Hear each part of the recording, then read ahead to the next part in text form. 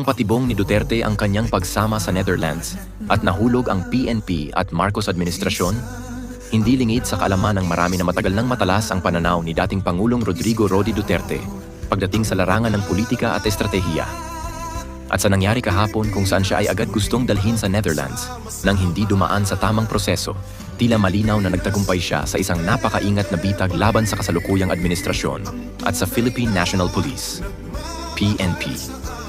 Ang paglabag sa Rome Statute at ang Poisonous Tree, isa sa pinakamahalagang aspeto ng batas sa International Criminal Court, ICC, ay ang pagsunod sa Article 59(3) ng Rome Statute na nagsasaad na ang sinumang inaresto ay may karapatan munang dumaan sa korte ng kanilang sariling bansa para sa interim release o pansamantalang paglaya habang inaayos ang proseso ng pagsuko.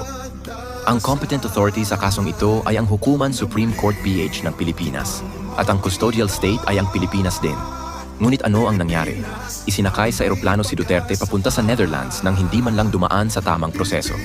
Ito ay isang malinaw na paglabag sa batas ng ICC mismo.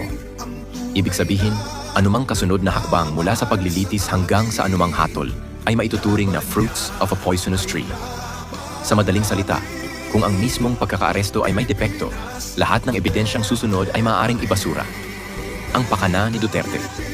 Bakit hinayaan niyang mangyari ito? Maraming nagtatanong, bakit hindi lumaban si Duterte? Bakit tila tanggap niya ang nangyari? Ang sagot ay makikita sa mismong mga salitang kanyang binitiwan. Naiintindihan ko mga yan dahil trabaho nila ito. This is why it has come to an end. Isang pahayag na puno ng kahulugan.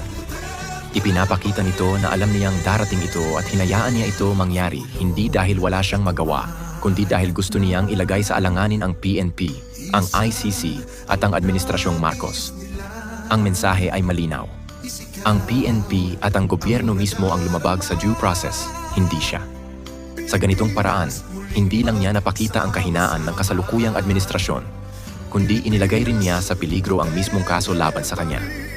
Paano nahulog ang Marcos admin at PNP sa bitag? Una, pagsunod ng PNP ng walang due process. Sa halip na siguruhing dumaan sa Korte ng Pilipinas, agad nilang isinuko si Duterte sa ICC, isang hakbang na labag sa batas na kanilang sinusunod. Pangalawa, pagkawalang kibo ng administrasyon. Sa halip na ipagtanggol ang soberanya ng bansa at igiit ang tamang proseso, tila hinayaan lang ng gobyerno na mangyari ito na nagpapakita ng kanilang kahinaan sa pandaigdigang entablado. Pangatlo, pagtibay ng argumento na may bias ang ICC. Dahil sa hayagang paglabag sa Article 59(3), lumakas ang argumento na ang ICC ay hindi patas at ginagamit lamang laban sa mga pinunong hindi kaalyado ng kanluran. Ano ang posibleng mangyari ngayon? UN Security Council Intervention. Ang mga bansang tulad ng Russia at China ay maaaring kumilos upang suspindihin ang ICC proceedings laban kay Duterte gamit ang paglabag sa Article 59(3) bilang matibay na batayan. Pagkawasak ng kredibilidad ng ICC. Kung ipagpipilitan ng ICC ang kaso laban kay Duterte, maaaring tuluyan itong mawalan ng kredibilidad, lalo na kung mapatunayan na ito ay naging isang kasangkapan lamang ng politika. Kawalan ng legal na basehan sa kaso. Dahil sa fruits of a poisonous tree doctrine, posibleng maibasura ang kaso laban kay Duterte na magbibigay sa kanya ng isang makasaysayang panalo kahit pa nasa Netherlands na siya.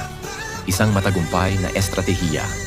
Sa unang tingin, maaaring isipin ng iba na si Duterte ay talunan sa sitwasyong ito. Pero sa mas malalim na pagsusuri, lumalabas na siya ang tunay na nagwagi. Hinayaan niyang mahulog ang PNP at ang Marcos administration sa isang bitag na sila mismo ang lumapastangan sa batas, isang hakbang na maaaring magresulta sa pagbagsak ng mismong kaso laban sa kanya.